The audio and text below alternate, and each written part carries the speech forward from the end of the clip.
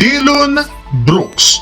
As we all know, isa nga siya mga Juan story sa mga maiingay na player na talaga namang todo trash talk lalo sa Team USA. Kung inyong ang matatandaan, siya na nga mismo ang nagsabi na ang Canada ang nag-iisang kupunan na kayang tumalo sa USA. Panay sabi nga nito na panahon nila ngayon para makuha ang gold medal, pero lahat ng ito biglang nagbago matapos silang maagang malaglag at matalo noong nakaraan ng France. Mukhang kinain niya nga ngayon ang kanyang mga pinagsasasabi, pero matapos nga ang kanilang pagkatalo, may sinisi nga dito si Dillon Brooks. Tara't alamin natin yan at pag-usapan ng balitang pipirma na ng napakalaking kontrata si Lauri Markkanen sa Utah Jazz. Pero bago yan, please don't forget to hit the notification bell at mag-subscribe sa aking channel. Ang video ng ito ay hatid sa inyo ng 1xBet. Suportahan at manalo sa inyong paboritong kupunan sa NBA, PBA at ngayong Paris Olympics. Maaaring makakuha up to 12,000 cash bonus sa inyong first deposit gamit ang aking promo code. Pag tama prediction mo,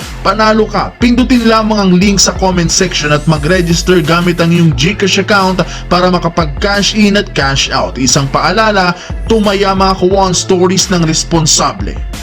Well, sa una pa lang marami na ang nakakapansin kung gaano kalakas ang lineup ng Team Canada. Simula exhibition games hanggang sa group stage, kahit nga si Lebron nagsabing hindi pa sila sigurado sa Canada at Germany dahil sa physicality nito. Ibig sabihin lamang isa nga talagang banta ang Canada. Ngunit bigla nga pong nag-iba ang storya matapos hindi inaasahan na nalaglag sila. Well, sa pagkatalo nga po, literal halos maiyak ang kanilang star player kahapon na si Shai Gilgeous-Alexander dahil wala nga itong nakuhang tulong galing sa ibang kakampi. Nawala nga bigla ang pangalan ni Dillon Brooks at Jamal Murray na inasahan sanang tutulong kay SGA para makahabol pa. Ngunit nanlamig ang dalawang ito. Ayon nga sa naging pahayag ni Dillon Brooks sa interview, kung talento nga daw ang pag-uusapan, kayang-kaya nilang makipagsabayan.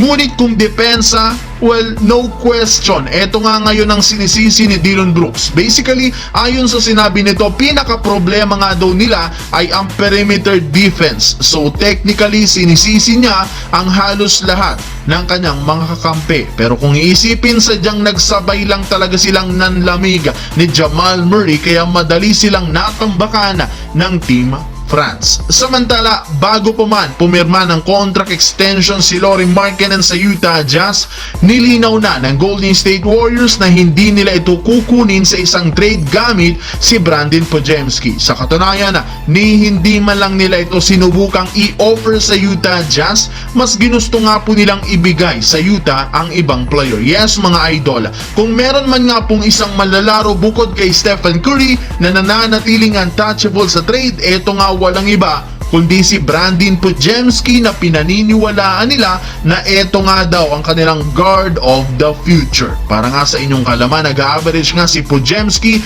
ng 9.2 points per game, 5.8 rebounds at 3.7 assists kung saan naging parte na ito ng starting lineup. Siyempre, sa pagpasok nga nito ng off-season, kinumpirma ng kanilang team na patuloy nitong ipapa-improve ang kanyang skills. Sa katunayan, inumpisahan niya na nga itong magpalakas, magpalaki ng katawan upang mas makasabay siya sa ibang mga magagaling na manlalaro at mas makatulong pa kay Stephen Curry sa magiging kampanya next season. So yun lamang mga Juan stories. Thanks for watching.